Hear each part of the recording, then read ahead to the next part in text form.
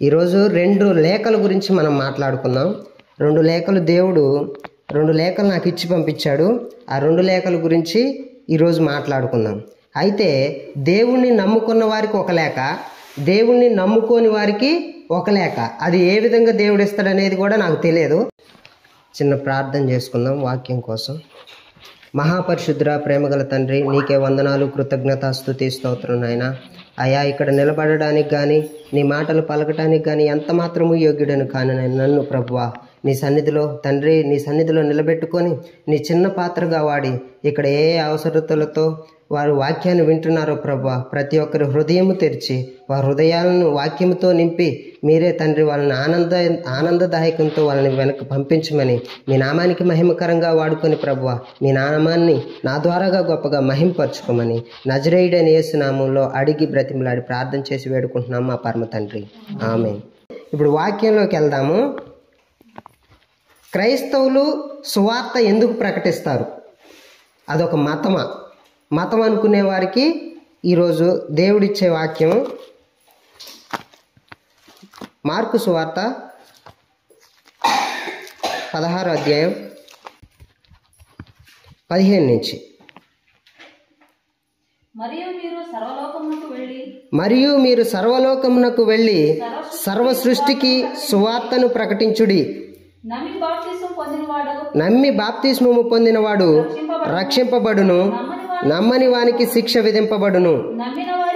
నమ్మిన వారి వలన ఈ సూచక క్రియలు కనపడును. ఏమనగా నా నామమున దెయ్యములను వెళ్ళగొట్టుదురు, కొత్త భాషలు మాట్లాడుదురు, పాములను ఎత్తి పట్టుకుందురు, మరణకరమైనది ఏది తాగినను అది వారికి హాని చేయదు. రోగుల మీద చేతులుంచినప్పుడు వారు స్వస్థత నొందుతురని వారితో చెప్పెను. చాలు. ఇది ఎవరు చెబుతున్నారు? యేసు ప్రభు చెబుతుండో. ఏమని చెబుతుండో? సర్వ సృష్టికి వెళ్ళి సువార్తను ప్రకటించండి, అంతేగాని మతం గురించి బోధించమని యేసు ప్రభు ఎక్కడన్నా చెప్పిండా? చెప్పలేదు. మీరు సర్వ సృష్టికి వెళ్ళి సువార్తను బోధించండి. సువార్తను బోధిస్తే నమ్మి బాప్తిస్మము పొందినవాడు రక్షించబడను, నమ్మని వాడికి శిక్ష విధింపబడును. అయితే నమ్మి బాప్తిస్మము పొంది దేవుని సువార్త ప్రకటించేవారు అంటే ఇప్పుడు ఏం చేస్తారు? వీళ్ళు ఏం పొందుతారంట? ఏలయనగా నా నామమున దెయ్యములు వెళ్ళగొట్టుదురు. అంటే ఈ సువార్త ప్రకటించే వాళ్ళు ఏం చేస్తారంట? దేవుడి నామమున దెయ్యములను వెళ్ళగొట్టుదురు, కొత్త భాషలు మాట్లాడుదురు, పాములను ఎత్తి పట్టుకుందురు, మరణకరమైనది ఏది తాగినను అది వారికి హాని చేయదు, రోగుల మీద చేతులుంచినప్పుడు వారు స్వస్థత నొందుతురని వారితో చెప్పెను. ఎవరు చెబుతున్నారు? యేసు ప్రభు చెబుతుండు. ఇలా చెప్పి వీరిని ఎక్కడో పంపిస్తుండో? లోకంలోకి పంపిస్తుండో. లోకంలోకి పంపించి ఏం చెబుతుండో? సర్వ సృష్టికి సువార్త ప్రకటించమంటుండో. అంతేగాని ఒక మతాన్ని ప్రకటించమని దేవుడు ఎక్కడా చెప్పలా. అయితే ఈ సువార్త ఈ క్రైస్తవులు ఎందుకు సువార్త ప్రకటిస్తారు? దేనివల్ల ప్రకటిస్తారంటే యేసు ప్రభు ఈ విధంగా చెప్పిండు. మళ్ళీ అదే సామెతల గ్రంథము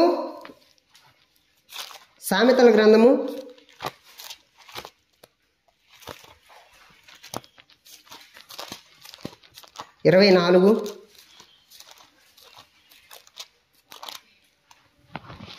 నుంచి.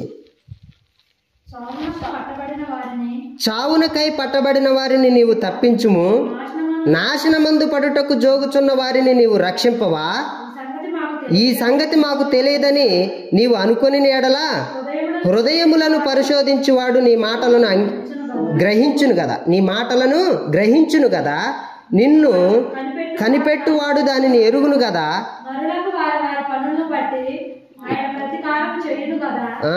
ఏం చేస్తారంట? చాలు. నరులను వారి యొక్క వారి పనులను బట్టి ప్రతీకారం చేయును కదా. ఆయన ప్రతీకారం చేస్తారు అనమాట. ఇప్పుడు కొంతమంది నేను క్రైస్తవుడినే అని చెప్తారు.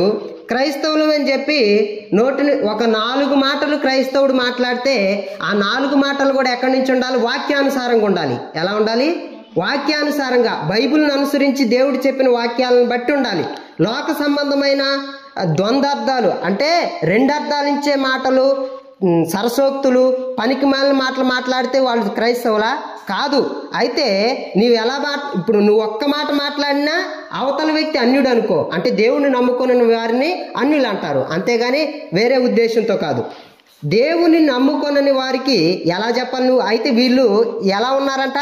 చావునకై పట్టబడిన వారిని నీవు తప్పించుము, నాశనమందు పడుటకు జోగుచున్న వారిని నీవు రక్షింపవా అని దేవుడు అడుగుతుండు. ఈ వాక్యాలను బట్టి ఇప్పుడు ఏం చేస్తున్నారు క్రైస్తవులు? వెళ్ళి సువార్త ప్రకటిస్తున్నారు. ఏం ప్రకటిస్తున్నారు? సువార్త అంటే ఏంటి? పేతురు ఒకసారి చెబుతుండవు ఏమని? అపోస్తుల కార్యముల గ్రంథము 4వ అధ్యాయము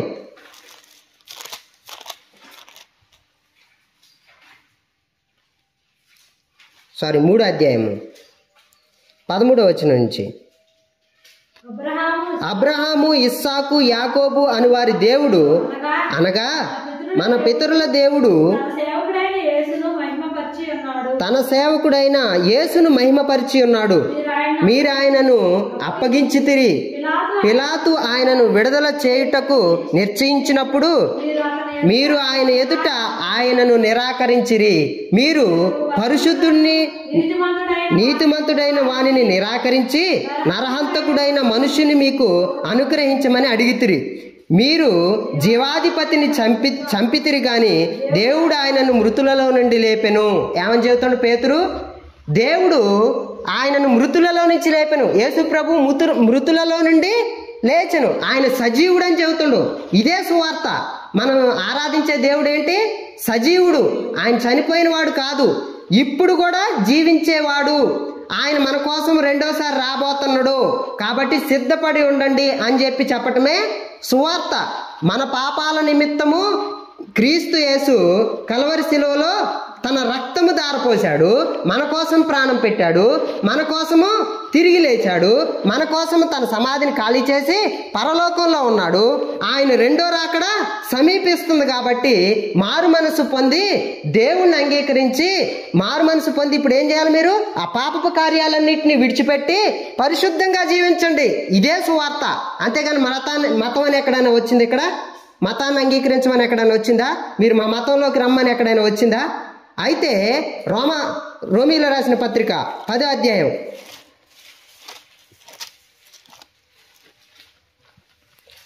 14వ వచనం,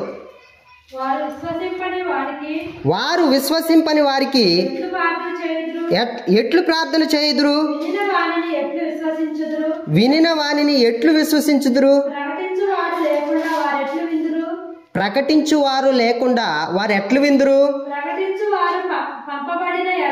ప్రకటించువారు పంపబడిన ఎడల పంపబడని ఎడల ఎట్లా ప్రకటించుదురు? ఇందు నిమిత్తమై ఉత్తమమైన వాటిని గూర్చి సువార్త ప్రకటించు వారి పాదములెంతో సుందరమై ఉన్నవి. అయితే ఒకళ్ళు పంపిస్తేనేగా నీ దగ్గరకు ఒక వ్యక్తి వచ్చేది. ఉత్తిగా ఎవరైనా వస్తారా? పని పాట లేకుండా ఎవరైనా నీ దగ్గరకు వచ్చేదని చెప్తారా? అయితే ఇప్పుడు యేసు ప్రభు ఏం చేస్తుండో? నీ దగ్గరకు పంపిస్తుండు సువార్తని. అంటే ఒక ప్రేమ లేఖ పంపిస్తుండు. అంటే ఇప్పుడు పరలోక రాజ్యంలో ఒక పెళ్లి జరగబోతుంది, గొప్ప విందు జరగబోతుంది. అక్కడికి ఏం చేస్తుండో? నీకు ఒక ప్రేమ లేఖ పంపిస్తుండు. ఈ లేఖ పంపించి ఏం చెబుతుండో? ఈ విందుకు ఆహ్వానిస్తుండో, ఈ పరలోక రాజ్యానికి ఆహ్వానిస్తుండో. అయితే నువ్వు ఇప్పుడు ఏం చేయాలా? రావాలి.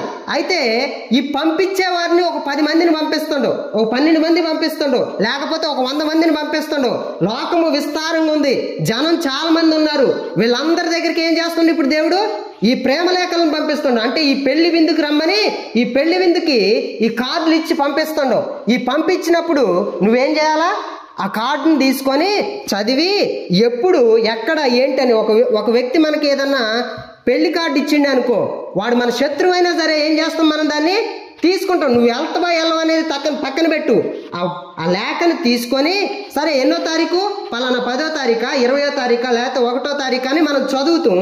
ఎవరితో వివాహం అనేది చదువుతాం. చదివి నీకు ఇష్టం లేకపోతే వాడు నీకు శత్రువు అయితే ఏం చేస్తావు? పక్కన గిరాటేస్తావు. అంతేగాని నువ్వు పోతావా? నిన్ను బతిలాడిండా రమ్మని? నీకు పంపించిండు లేక, నీకు ప్రేమ లేక పంపించిండు. నిన్నేం జుట్టు పట్టుకొని రమ్మని లాక్కు రమ్మని భటులను పంపించలా, నిన్ను పట్టుకొని రమ్మని ఏంది చెరసాలలో వేసినట్టే లాక్కు రమ్మని కొరడాలతో పంపించలా. ఏం చేసిండు? ప్రేమపూర్వకంగా నీకు ఒక ఆహ్వానం పంపించిండు. ఇప్పుడు యేసు ప్రభు ఏం చేస్తుండో సువార్త రూపంలో ఆయన సువార్తను నీ దగ్గరకు పంపిస్తుండు. అంగీకరిస్తావా అంగీకరించవా అది రెండో విషయం. ఆయన నీ దగ్గరకు పంపించినప్పుడు విను. ఏం చెప్పాలి? ఇప్పుడు ఏం చేయాలి? నువ్వు వింటే విను, లేకపోతే నాకు అవసరం లేదు, మీరు వెళ్ళండి సహోదరులారా అని చెప్పేసి పంపించు. ఇప్పుడు నీ దగ్గరకు వచ్చిన వారిని నువ్వు ఏం చేస్తున్నావు? ఇప్పుడు ఏం చేస్తున్నానంటే కింద రాయబడింది చూడండి, ఇలా రాయబడి ఉంది, అయినను అందరూ సువార్తకు లోబడలేదు. ప్రభువా మేము తెలియజేసిన సమాచారం ఎవడు నమ్మెను అని మోషే యెషయా చెప్పుచున్నాడు కదా. యెషయా చెప్పేది చెప్పుచున్నాడు కదా. కాగా వినుట వలన విశ్వాసము కలుగును, వినుట క్రీస్తును గూర్చిన మాట వలన కలుగును. చాలు. ఎవరి వలన కలుగుతుందంట? క్రీస్తును గూర్చిన మాట వలన కలుగుతుంది. అయితే ఈ పంపించిన సమాచారం ఎవడు నమ్ముతుడు? ఆయన విశ్వసిస్తే నమ్ముతుడు, లేకపోతే లేదు. అంతేగాని తిరగబడి ఇప్పుడు నీకు పెళ్లి కార్డు ఇచ్చేవాడి మీద నువ్వు ఎప్పుడైనా దండనకు గురి చేసావా? అంటే వాడిని కొట్టావా ఎప్పుడన్నా? లేదే. ఇప్పుడు యేసు ప్రభు నీకు ఒక కార్డు పంపిస్తుండు, యేసు ప్రభు నీకు ప్రేమ లేఖ పంపిస్తుండు.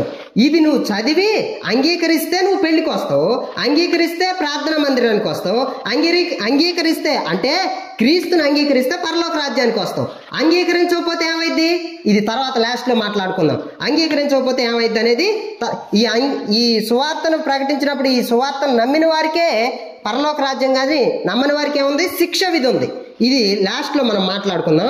అయితే ఈ లేఖనాలను పంపిస్తుండే ఇప్పుడు దేవుడు. అయితే పౌలు గారు ఏం చేస్తున్నారంటే, సౌలు అపోస్తలుడైన పౌలుగా మారినప్పుడు అపోస్తల కార్యముల గ్రంథం 28వ అధ్యాయం 3వ వచనం,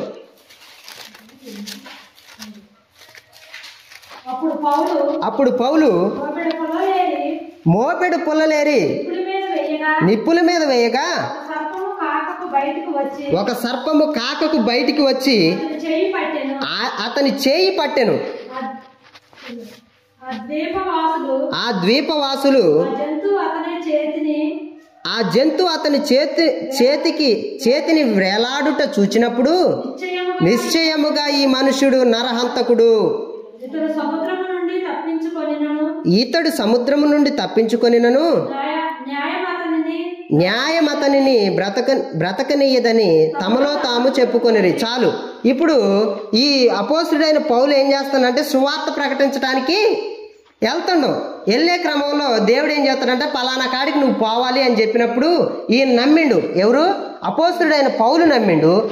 ఆ పోయే మార్గంలో ఏమైందంటే ఓడ బ్రద్దలైపోయి శీతాకాలం చలి పెడుతుంది.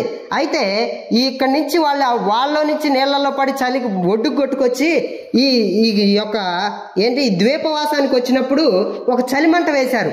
ఏం చేశారు? చలిమంట వేసినప్పుడు పౌలు గారు ఏం చేశారంటే పక్కకు పోయి ఒక మోపెడు పుల్లలు తీసుకొచ్చి అందుట్లో సర్పం ఉంది, అది ఎప్పటి నుంచి పెట్టిందో ఆ మోపు, దాన్ని తీసుకొచ్చి ఏం చేసిండు? చలి కాసుకోవటానికని మంట మీద వేసిండు. ఆ వేడికి దాంట్లో నుంచి ఒక సర్పం బయటకు వచ్చి అతని కరిసి వదలకుండా ఏం చేస్తుంది?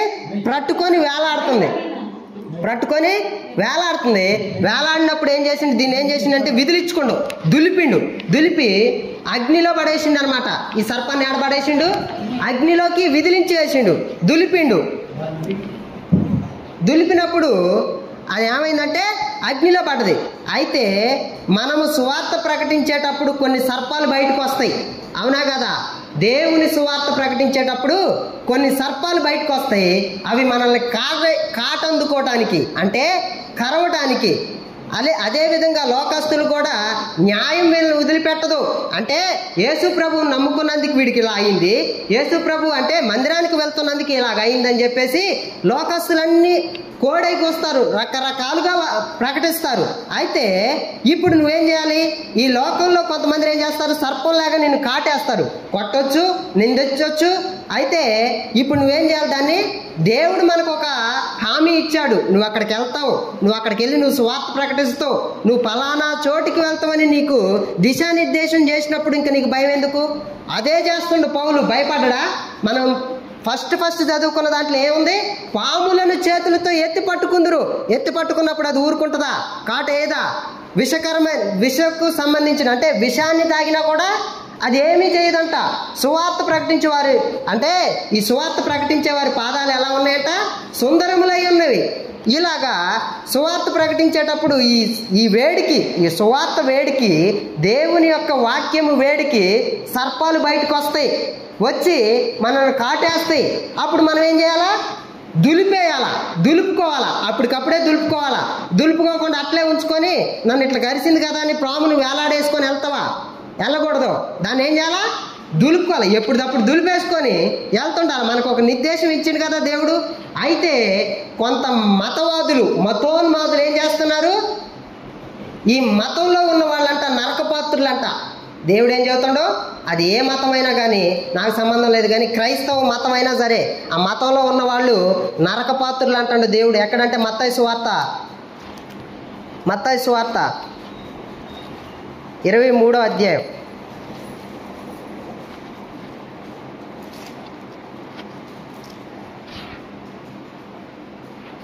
15వ వచనం. అయ్యో వేషధారులైన శాస్త్రులారా, పరిసయ్యులారా, ఒకని మీ మతములో కలుపుకొనుటకు మీరు సముద్రమును భూమిని చుట్టి వచ్చెదరు. అతడు కలిసినప్పుడు అంటే అతడు మీ మతంలో కలిసినప్పుడు అతనిని మీకంటే రెండంతల నరక పాత్రులుగా చేయుదురు. ఎట్లా చేస్తున్నారంట వీళ్ళు? మతంలో కలుపుకోవటం అంటే దేవుడు ఏం చెబుతుండో, నరకంలో ఒక్క పాత్ర కాదంట, ఇప్పుడు ఒక మాదిరిగా కాదంట. ఇక్కడ చూడు, అతని మీకంటే రెండంతలు నరక పాత్రులుగా చేయుదురు. ఒకంతు వీళ్ళు నరకంలోనే ఉన్నారు, మతంలో ఉన్నవాళ్ళు. అవునా కదా? దేవుడు ఏం చెబుతుండో, వీరు మతం గురించి ప్రకటిస్తుంటే మీకంటే రెండంతలు. మీకంటే ఏంటంటే ఇక్కడ అర్థం ఏంటి? వీళ్ళు ఆల్రెడీ నరకపాత్రులే, మీకంటే రెండంతలు నరకపాత్రులుగా చేయుదురు అని అయ్యో అంటాడు దేవుడు. ఎవరు అంటున్నారు? అయ్యో వేషధారులైన శాస్త్రులారా, పరిసయ్యులారా, ఈ లోకంలో సువార్త ప్రకటించే వారిని హింసించే బోధకులారా, మతోన్మాదులారా, ఇప్పుడు మీరేమై ఉన్నారు? నరకపాత్రులై ఉన్నారు. తీతు రాసిన పత్రిక 3వ అధ్యాయం. మతం గురించి కొంతమంది మతోన్మాదులు ఏం చేస్తున్నారంటే ఈ యొక్క క్రైస్తవ్యాన్ని మతంగా చిత్రీకరిస్తున్నారు. ఇది మతం కాదు అని చెప్పి నెత్తి నోరు కొట్టుకొని చెప్పినా కూడా వీళ్ళ చెవులకు ఎక్కిద్దా? ఎక్కదో. తీతు రాసిన పత్రిక 3వ అధ్యాయము 10వ వచనం నుంచి, మతభేదములు కలిగించు మనుషులకి 1-2 మార్లు బుద్ధి చెప్పిన తర్వాత వారిని విసర్జించుము. అట్టివాడు మార్గము తప్పి తనకు తానే శిక్ష విధించుకొని వాడై పాపము చేయుచున్నాడని నీవెరుగుదువు. ఎవరు ఇప్పుడు తెలుసుకొని ఉన్న వాళ్ళు ఎవరు? క్రైస్తవులు తెలుసుకొని ఉన్నారు. దేవుని నిజమైన సత్య స్వరూపి అయిన సజీవుడైన యేసు ప్రభువుని అనుసరించే వాళ్ళకి తెలిసిది. ఏమని తెలుసు? మనం మతంలో లేవు, మనము క్రీస్తు మార్గంలో ఉన్నాం. క్రైస్తవులందరూ ఏ మార్గంలో ఉన్నారు? క్రీస్తు మార్గంలో ఉన్నారు. వీళ్ళు క్రైస్తవ మతంలో లేరు. మతోన్మాదులకు దేవుడు గొప్ప సవాలు విసిరిండి. ఏమని? నాలో పాపం ఉన్నదని మీలో ఎవరైనా స్థాపించగలరా? పాపము లేని దేవుణ్ణి మనం అనుసరించేది, క్రీస్తుని మనం అనుసరించేది. అదే చెబుతుండో. ఏమనంట? మతభేదములు కల్పించు మనుషులకి ఒకసారి చెప్పినాం మనం, అయ్యా ఇది మతం కాదు మేము ప్రకటించేది, మతం కాదు మేము ప్రకటించేది, క్రీస్తుని ప్రకటిస్తున్నాం. డైరెక్ట్ మేమేం మతాన్ని ప్రకటించట్లేదు, క్రీస్తుని బోధిస్తున్నాం. మేము క్రీస్తు మార్గాన్ని బోధిస్తున్నాం, అంతేగాని మేము మతాన్ని ప్రకటించట్లేదని చెప్పి ఒకసారి చెప్పినాం, 2 సార్లు చెప్పినాం. ఆ తర్వాత ఏం చేయాలి మనం? వాళ్ళని విసర్జించాలి, వాళ్ళని పక్కన పెట్టేయాలి. ఇప్పుడు వీళ్ళు ఏం చేస్తున్నారట? అట్టివాడు మార్గము తప్పి తనకు తానే శిక్ష విధించుకుని వాడై పాపము చేయుచున్నాడని నీవెరుగుదువు. నీకు తెలుసు వీడు, ఇప్పుడు నువ్వు సువార్త గురించి ప్రకటిస్తున్నావు, నలుగురిలో పనికి పోతున్నావు, పనికి పోయిన కానీ నీ నోరేమన్నా ఊరుకుంటుందా? దేవుడి గురించి ప్రకటిస్తుంది. నీవు నిజమైన క్రైస్తవుడు అయితే, నీవు నిజమైన క్రైస్తవురాలు అయితే నీ నోరు ఏం ప్రకటించింది? సువార్తల గురించి ప్రకటించింది. అంతేగాని ద్వంద్వ వైఖరి నీలో ఉండదు. అంటే సరస సల్లాపాలు అంటే సరసోక్తులు నువ్వు ప్రకటించవు, బూతులు నీ నోటి నుంచి రావు. ఇప్పుడు నీకు ఖాళీ దొరికినప్పుడు అంటే నలుగురిలో నీవు మాట్లాడవలసి వచ్చినప్పుడు నీ నోటి నుంచి ఏమొస్తుంది? ఏమి రావాలి? దేవుని వాక్యం వస్తుంది. దేవుని వాక్యం వచ్చినప్పుడు అప్పుడు నీవు నిజమైన క్రైస్తవురాలివి, అప్పుడు నీవు నిజమైన క్రైస్తవుడివి. నీవు పొద్దుటి నుంచి సాయంత్రం వరకు దేవుడు నీలో ఉన్న ఆత్మ ఏం చేస్తుందంటే నీలో ఉట్టుకుడుపు అనమాట. అది ఎట్లా? ఒక వ్యక్తికి ఎవరికైనా ఈరోజు ఒక్క వ్యక్తికైనా సువార్త ప్రకటించాలి, ఒక్క వ్యక్తికైనా నేనేం చేయాలి?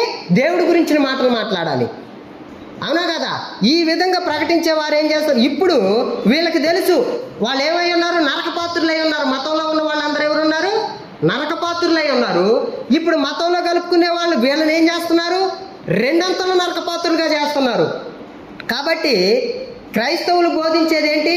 ఇప్పుడు వీళ్ళు నరకపాత్రులుగా ఉన్నవాళ్ళు అంటే అగ్నికి లోనై ఉన్న వారిని ఏం చేస్తున్నారంటే యోధా రాసిన పత్రిక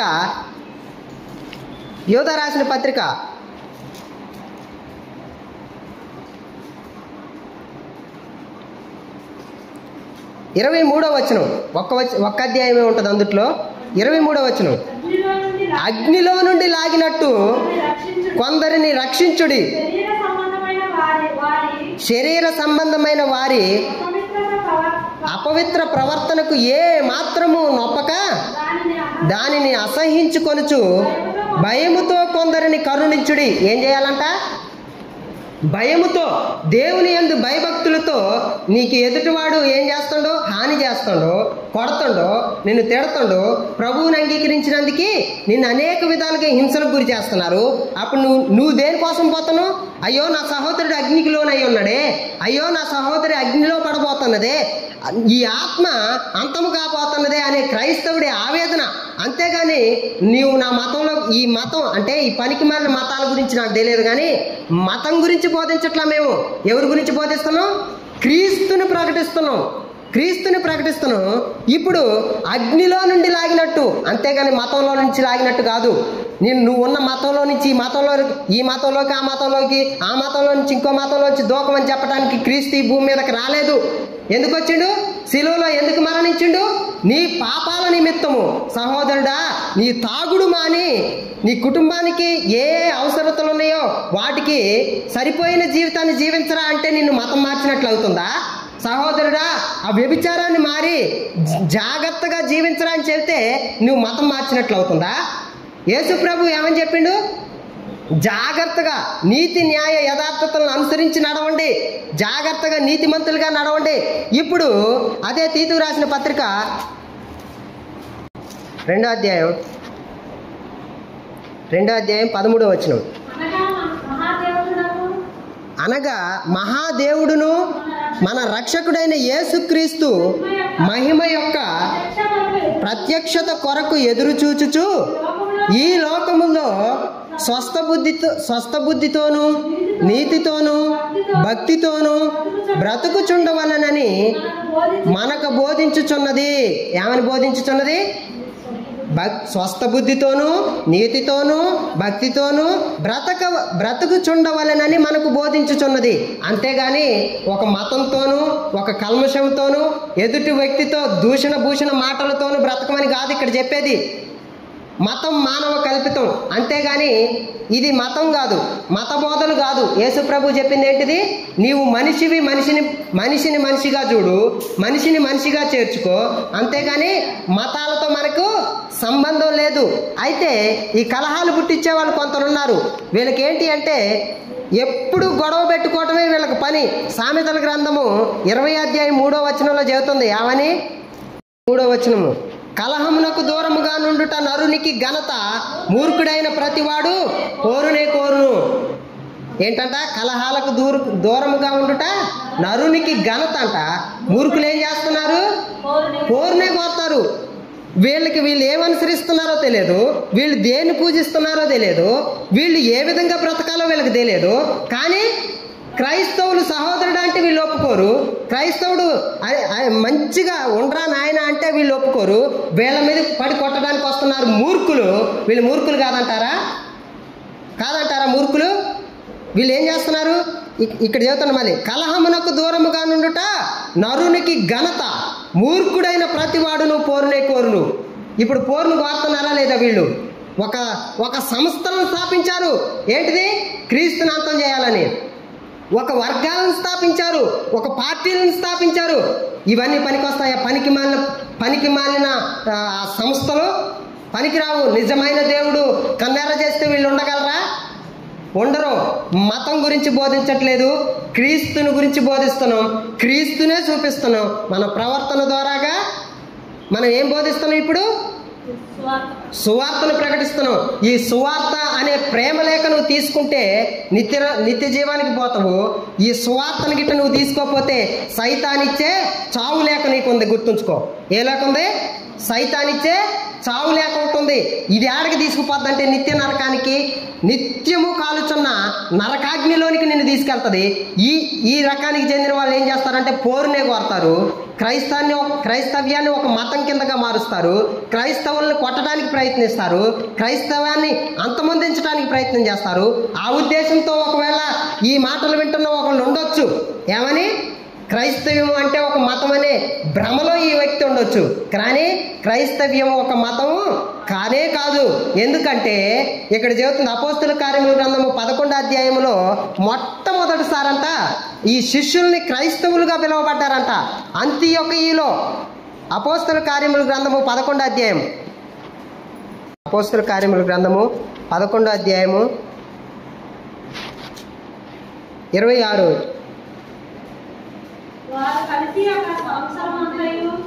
వారు కలిసి ఒక సంవత్సరం అంతయు సంఘములో ఉండి బహుజనులకు వాక్యము బోధించిరి. మొట్టమొదట అంతియొకయలో శిష్యులు క్రైస్తవులు అనబడి. మరి ఆ తర్వాత అంతకు ముందేమని పిలువబడ్డారు వీళ్ళు?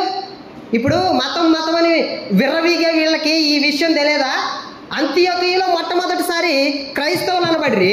అంటే క్రైస్తవ మతం అని నువ్వు అనుకుంటున్నావు, వెర్రి మాటలు పలుకుతున్నావు. అప్పుడు మతం అని నువ్వు అనుకుంటే అంతకుముందు ఈ శిష్యుల్ని ఏమని పిలిచారు అంటే అంతియొకయలో మొట్టమొదటి క్రైస్తవులు అనబడి అని ఇక్కడ వాక్యం సెలవిస్తుంటే అంతకుముందు వీళ్ళని ఏమని పిలువబడ్డారు? యోహాను బాప్తీసం ఇచ్చిండే, బాప్తీసం ఇచ్చి యోహాను బాప్తీసం ఇచ్చిండు. అప్పుడు బాప్తీసం ఇచ్చిన వ్యక్తులను ఏమని పిలిచారు చెప్పాలి.